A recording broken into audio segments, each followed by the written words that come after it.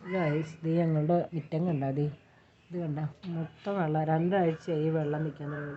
ഇവിടെ എല്ലാവർക്കും പനിയാണ്. ഈ വെള്ളം ഇങ്ങനെ നിൽക്കണമായിരുന്നു.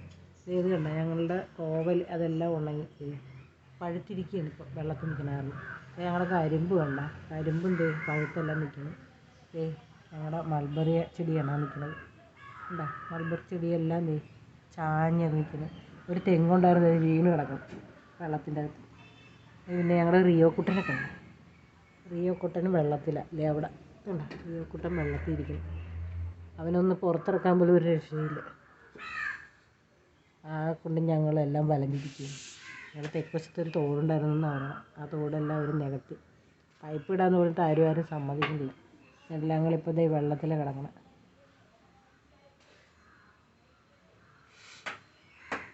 എന്ത് ചെയ്യുക, എല്ലാവർക്കും പനിയാണ്.